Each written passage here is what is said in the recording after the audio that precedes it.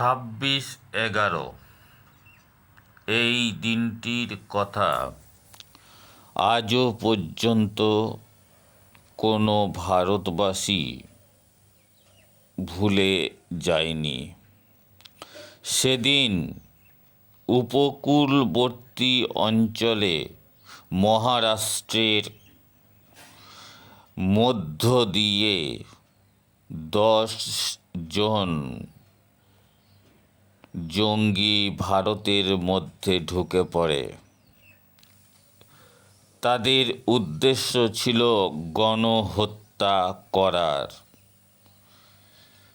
তারই প্রস্তুতি স্বরূপ অস্ত্রশস্ত্র এমনকি শুকনো খাবার নিয়ে এসেও তারা বিভিন্ন জায়গায় ঢুকে পড়ে মুম্বাইয়ের হোটেল এবং টার্মিনাসে। এদের মধ্যে কয়েকজন সাহসী পুলিশ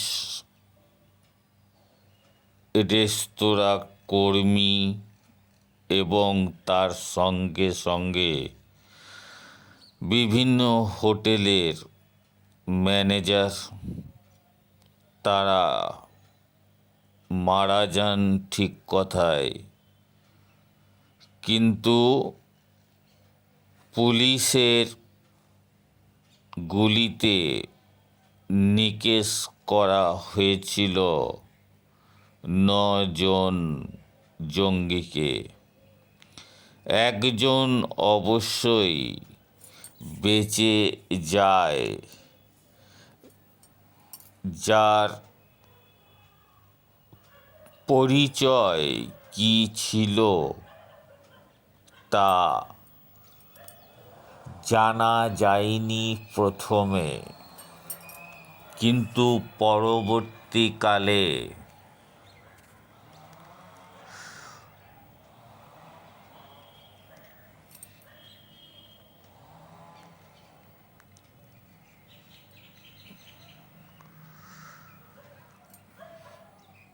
ছত্রপতি শিবাজি টার্মিনাস স্টেশনে যে জঙ্গি হানা হয়েছিল তার সাক্ষ্য গ্রহণ পর্বে দেবিকা নামে এক মহিলার কথা উঠে আসে। যদিও সেই সময়ে সে 10 বছরের বালিকা ছিল, সে যখন পালাতে যায় তখনই জীবিত এক জঙ্গি মুহাম্মদ আজমল আমির কাসাব তাকে পায়ে গুলি করে। ঘটনাস্থলেই লুটিয়ে পড়ে দেবিকা। পরবর্তীকালে যখন কাসবকে ধরা হয় তখন আদালতে দাঁড়িয়ে দেবিকাই শনাক্ত করেছিল আজমল কাসবকে। তিনি ছিলেন ওই মামলার বিচারে সবথেকে কম বয়সী সাক্ষী। তখন থেকেই সংবাদ মাধ্যমের দৌলতে দেবিকা রোতাওয়েনের পরিচয় হয়ে গেছে কাসবকে শনাক্ত করা মেয়েটি হিসাবে। বিচারে কাসবের মৃত্যুদণ্ড হয় 2010 সালের মে মাসে। এই ঘটনায়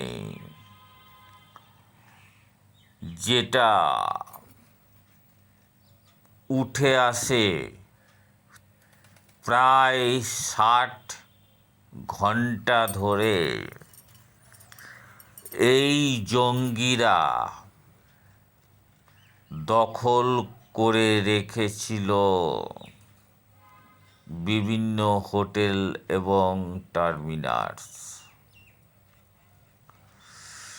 যার শুরুটা হয়েছিল 2008 সালের 26শে নভেম্বর মুম্বাইয়ের প্রধান রেল স্টেশন, বিলাসবহুল হোটেল এবং একটি ইহুদি সাংস্কৃতিক কেন্দ্রে চালানো এই হামলায় মোট 166 জন প্রাণ হারান।